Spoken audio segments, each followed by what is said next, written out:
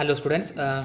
Now we will start a new module, that is the last module, that is module number 5th. That is again here in this module also we have the two topics, that is the main topics, that is axisymmetric solid element and dynamic consideration. Okay, so here we are going to study the axisymmetric problem element, that is which is related to the solid element and dynamic consideration. Okay, so first let me understand what you mean by axisymmetric element. Okay, so this is a syllabus. So first topic is our axisymmetric solid element, that is a derivation of stiffness matrix for the axisymmetric bodies with a triangular element, numerical solution for, and problems on that what the triangular element subjected to a point load, body force, angular velocity, pressure and vessel, and the second half is the dynamic consideration. Okay, so let me understand first what you mean by axisymmetric element. Okay, so here before going to definition, so normally in engineering analysis field, okay, many three-dimensional problems exhibit the symmetry about an axis of the rotation. Okay, if in the any problem geometry is symmetric about an axis and the body which is of the given element or the given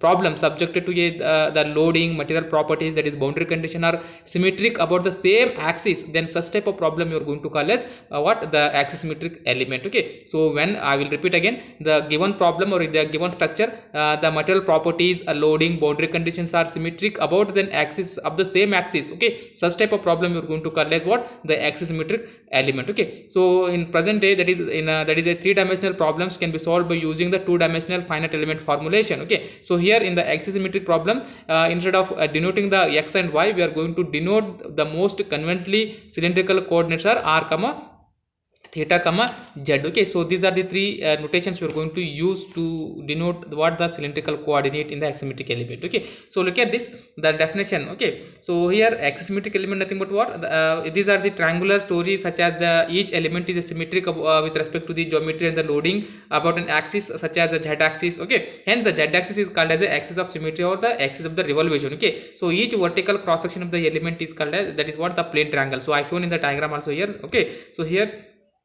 in any problem on any given geometry, it is symmetric about an axis, the structure, loading and the boundary condition are symmetric about the same axis, then such type of the problem you are going to call as axisymmetric element. Look at this. So this is the one triangular element is there. Okay, if this revolve, it will rotate or it will revolve along the axis of this shaft. Okay, so this is symmetric to the this axis of the same shaft. Okay, such type of the element you are going to call as axisymmetric problem. Okay, so along y direction we are going to denote as a z coordinate, and along this the y x direction we are going to denote as r. Okay, so here a definition of axisymmetric solid nothing but what, so axisymmetric solid nothing but it is a thick walled body of a revolution is defined as a 3D that is generated by rotating a plane and is mostly easy to describe the cylindrical coordinate element. Okay, so what you mean by axisymmetric nothing but what, it's same, that is it will exhibit the symmetry around an axis. Okay, so that is called as what the axisymmetric element. Okay, so generally the best example is cylindrical about exhibiting the cylindrical symmetry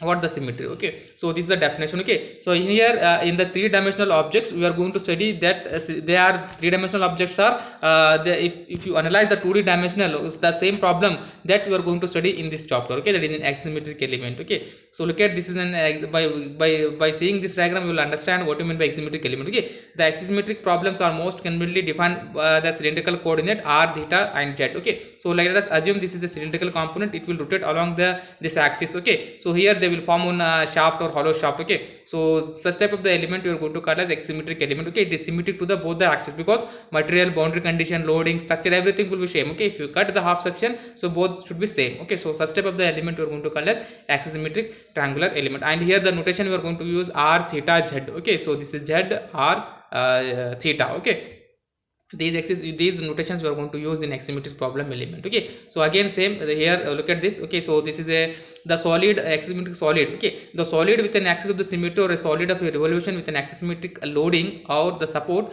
are modeled as a simple 2D element. Okay, first 3D element you are going to modeled as 2D simple 2D element as seen from the figure as shown in the below figure. Okay, stresses are independent of the rotational angle, that is a flywheel, bearing, thick wall, pressure wall, etc. Okay, so look at this. Okay, so it is subjected to some loading. Okay, if you the same axis it will rotate along the axis, means you're going to get the same value, same component in the both the side if from considering the axis of the rotation. Okay, such type of element you're going to call as solid elements is another example. Okay, so along with that we have some condition. Okay, to solve the axisymmetric problem element. Okay, so first condition is, these are the some of the 5 conditions.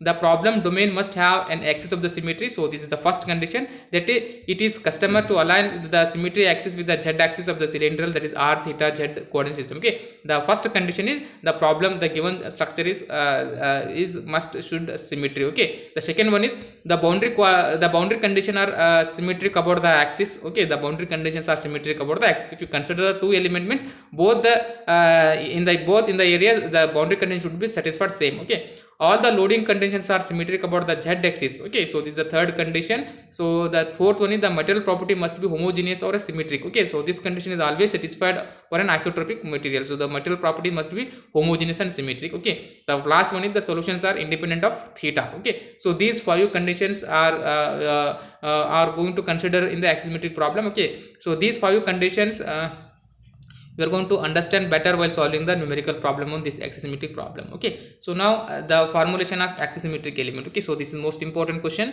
Okay, they may ask in the examination, explain what are the axisymmetric formulation. Okay, so in this formulation nothing but what are the notations we are going to use, that we will understand here. Okay, so an axisymmetric stresses analysis problem can be formulated in terms of the two displacement components. So here we are going to denote as the two displacement component, that is one in the radial direction r and another one is a z direction, that is axial direction, that is denoted by z, r comma z.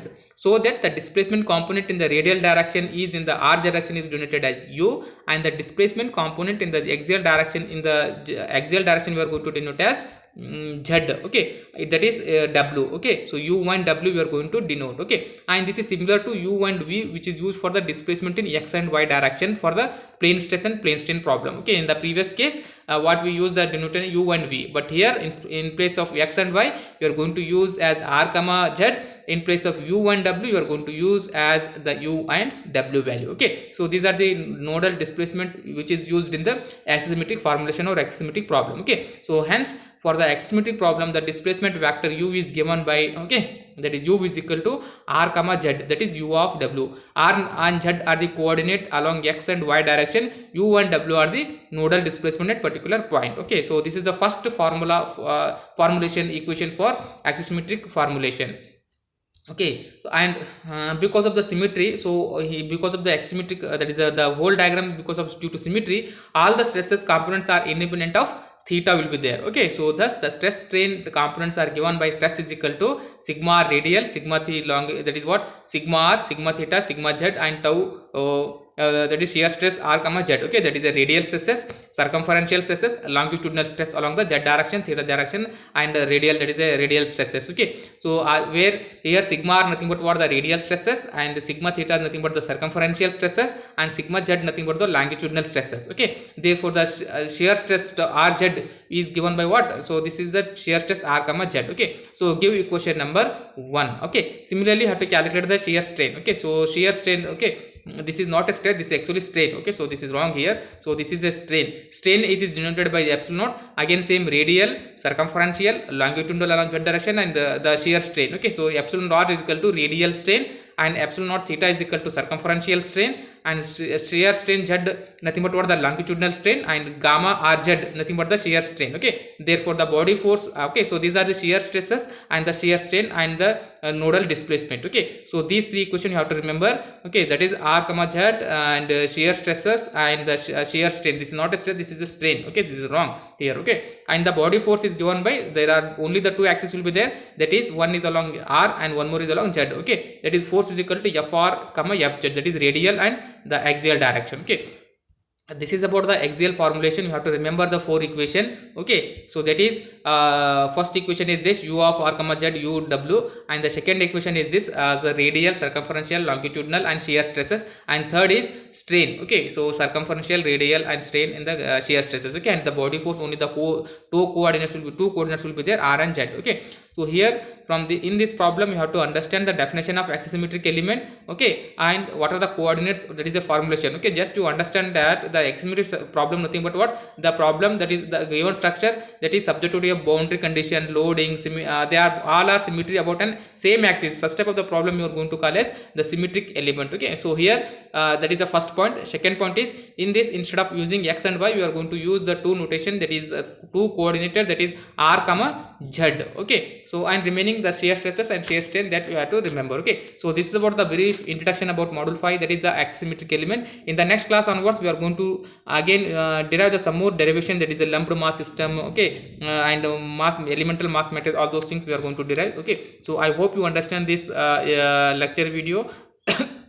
Okay, thank you.